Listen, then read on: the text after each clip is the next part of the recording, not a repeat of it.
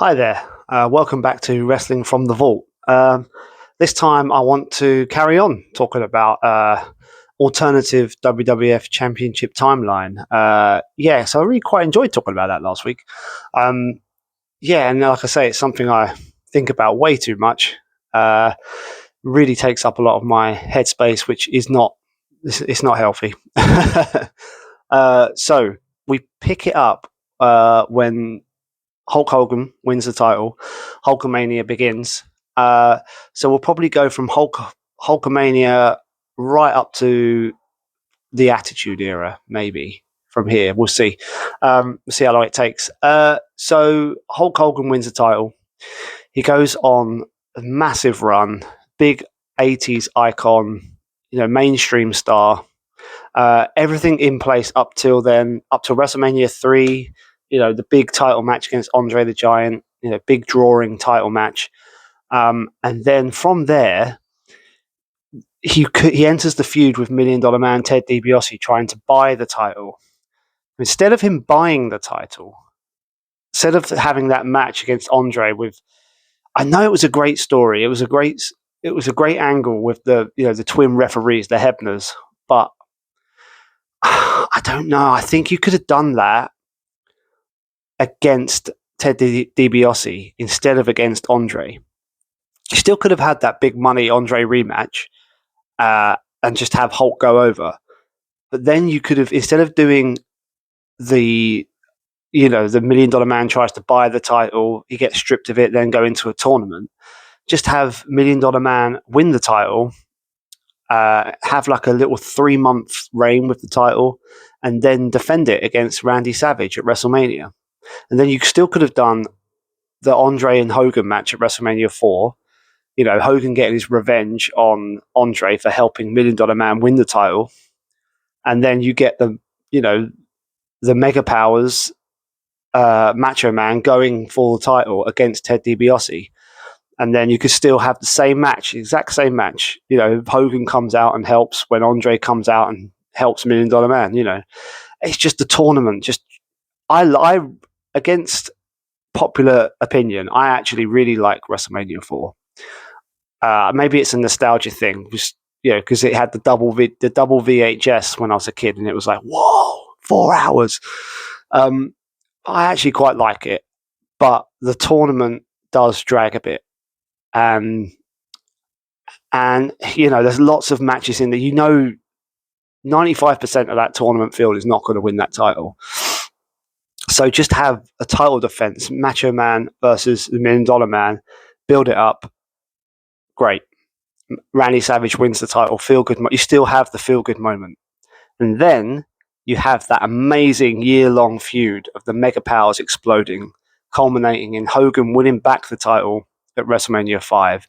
I think up to that point it was the biggest drawing storyline in WWF history. I think in WrestleMania history for sure. Up until that point, so then Savage has the year-long title reign, tremendous. Hogan gets it back. Then you build up to the Warrior match. The Ultimate Warrior versus Hulk Hogan, WrestleMania 6, Ultimate Challenge. Everything between that period where Randy Savage wins the title and Warrior wins the title at WrestleMania 6 is just perfect. There's so much great build-up. There's so much amazing payoffs in those matches. I know, the Warrior didn't end up working out, but he definitely deserved to win that title. He was over as much. So you took a punt on him, but then you end up going back to Hulk Hogan. The Warrior didn't quite work out. Maybe it was, a little bit of Hulk Hogan's fault. Maybe Hogan should have gone away. But, he didn't. He was still the big draw. So you have to get the title back on Hogan for a third time, which I think is right. I think it's just about right. It was, Hulk Hogan's drawing power was coming to an end around 91, early 90s. But they did put the title on Sergeant Slaughter to get it back onto Hulk Hogan, which I don't know if I would do that. I think I would just do the big rematch. I think Hogan had enough juice to where you could just do the big rematch with the Ultimate Warrior at WrestleMania 7. But then again, we don't get the amazing WrestleMania 7 match between Warrior and the Macho King.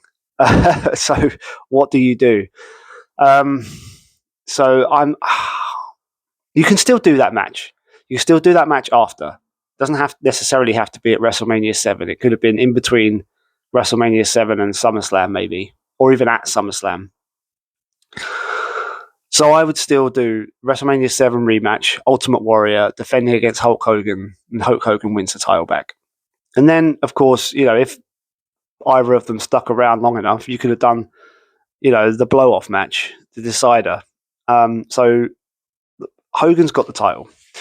So then Hogan goes from WrestleMania 7 and then enter Ric Flair. Now, I know Ric Flair wins the title at the Royal Rumble, in the Royal Rumble match. But then you have that ridiculous, title change between Hogan and The Undertaker. And it's just so messy that you just cut that out completely. Have Hogan defend against The Undertaker, but have, some sort of disqualification finish. Hogan keeps the title. Undertaker would still keep his aura. If anything, The Undertaker got taken down a peg or two by winning that title, then, dropping it back to Hogan a couple of days later. It wasn't great. So just have, at the Royal Rumble, have a match. Have the Hogan... I know people say, oh, you should have done it at WrestleMania 8. And I suppose you could do... Yeah, I suppose... Actually, yes, you could do that. Ric Flair wins the Royal Rumble and then takes the title from Hogan at WrestleMania 8. That's how it should be done. Yes, absolutely. Because Ric Flair winning that Royal Rumble, you get that amazing performance. You get the amazing Bobby Heenan commentary. That's exactly how it should have done. Ric Flair holds that title for all of 92, the summer of 92, up until Survivor Series. Now, this is a deviation from me, where Bret Hart wins the title just before Survivor Series. Hold that off. Mr. Perfect coming back. Mr. Perfect was the main babyface for that end of 92, early 93 period. I don't think Bret Hart was quite ready yet. Mr. Perfect was. So that build up to Survivor Series 92. Just have, instead of having the tag match, have Ric Flair defending against Mr. Perfect. Mr. Perfect wins the title. He totally deserved it for that, 5 or 6 months from there. He could defend it. Randy Savage could win the Royal Rumble. You could have a Royal Rumble, a WrestleMania main event of Mr. Perfect versus Randy Savage, face versus face. Randy Savage is going to make that amazing. The build up to that, he's going to make it emotional. And then Perfect wins, handshake. Then we go on to the King of the Ring. So instead of Yokozuna winning the title back off Hulk Hogan in that ridiculous match with the Japanese photographer and all that, you don't get that. You get Yokozuna going over Mr. Perfect clean. He's being built up, and then he wins it in a perfect payoff. You don't get the stupid WrestleMania 9 Hulk Hogan coming back and challenging and winning in, 15 seconds or whatever. So stupid. Hulk Hogan is no longer in the title picture in 93. He should be nowhere near it. So Mr. Perfect wins the title from Ric Flair, drops it to Yokozuna at the King of the Ring 93. Perfect. That's a perfect amount of time that Mr. Perfect was the top babyface in WWE. Just go back and listen to the crowd. They loved him. Right. So Yokozuna carries it forward. I think we'll leave it there. I think I spent a little bit too much time explaining myself on some of those decisions. But so King of the Ring 93, Yokozuna is the champion. We'll pick it up next time. Thanks for watching.